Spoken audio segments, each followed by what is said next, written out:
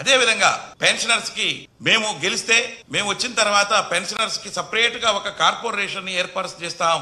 అప్పుడు ఆ యొక్క పెన్షనర్స్ కి ఉన్నటువంటి ప్రాబ్లమ్స్ అన్ని కూడా అక్కడ సాల్వ్ చేసుకోవడానికి ఈజీగా సాల్వ్ చేసుకోవడానికి ఆస్కారం ఉంటుంది. కాబట్టి ఆ యొక్క కార్పొరేషను పెడతామన్నారు. కానీ మరి దాదాపు మరి 150 రోజులు దాటిపోయింది. ఇంతవరకు కూడా మరి ఆ యొక్క పెన్షనర్స్ కార్పొరేషను ఎంతవరకు వచ్చిందో మరి ఇక్కడ తెలియట్లేదు అని చెప్పేసి కూడా నేను ఈ సందర్భంగా తెలియజేస్తా ఉన్నా.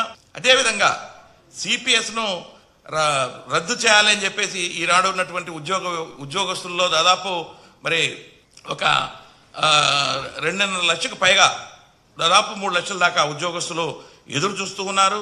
అయితే సిపిఎస్కు బదులు ఇంతకుముందు మన ఉన్నటువంటి జగన్మోహన్ రెడ్డి గారి ప్రభుత్వంలో గ్యారంటీడ్ పెన్షన్ పథకం అనే దాన్ని తీసుకురావడం జరిగింది. మరి ఈ ప్రభుత్వం మేము గెలిచిన తర్వాత సిపిఎస్ను జిపిఎస్ను రెండింటినీ పునఃపరిశీలించి ఒక ఆమోదయోగ్యమైనటువంటి ఒక పరిష్కారానికి కృషి చేస్తామని చెప్పేసి అన్నారు. ఆ యొక్క దిశలో మరి ఎక్కడ కూడా కూటమి ప్రభుత్వం మరి ఆలోచన చేస్తున్నట్టుగా అనిపించట్లేదు.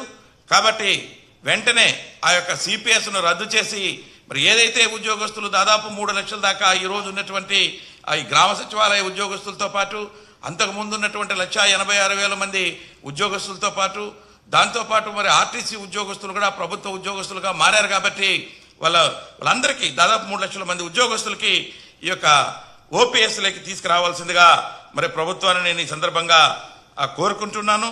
అదేవిధంగా మరి మీరు చెప్పారు ఆ యొక్క జిపిఎస్ విధానం ఏదైతే ఉందో దాని మీద జీవో ఇచ్చారో ఆ జీవోని మరి అబెన్స్లో పెట్టారు.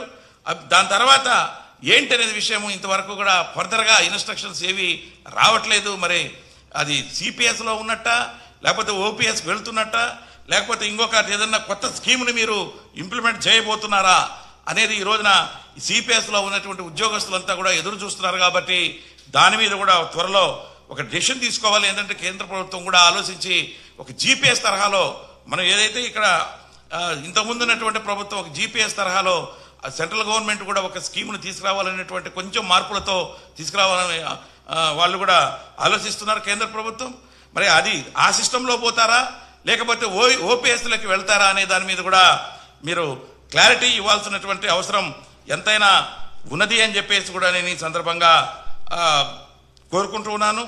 అదేవిధంగా మీరు చెప్పారు మరి ఈ రాష్ట్రంలో ఉన్నటువంటి నిరుద్యోగులకి మేము వచ్చిన తర్వాత మరి దాదాపు మరి సంవత్సరానికి 4 లక్షల లెక్కన 5 సంవత్సరాలలో 20 లక్షల మందికి ఉద్యోగాలు కల్పిస్తాం, లేకపోతే మేము ఒక 3,000 చొప్పున మరి వాళ్ళందరికీ కూడా నిరుద్యోగ వృత్తిని కూడా ఇస్తాము అని చెప్పేసి మరి హామీ చేసి ఉన్నారు. కానీ దాని యొక్క ఆ స్టైల్లో ఎక్కడ కూడా మీరు ఫంక్షన్ చేస్తున్నట్టుగా కనపట్లేదు. ఎందుకంటే బడ్జెట్లో కూడా ఈ యొక్క నిరుద్యోగ వృత్తికి కానీ ఈ ఉద్యోగాల కల్పనకు కానీ ఎక్కడ కూడా మరి ఫండ్స్ కానీ ఏవి కేటాయించినట్టుగా మరి ఎక్కడా లేదు అని చెప్పేసి కూడా నేను సందర్భంగా తెలియజేస్తున్నా.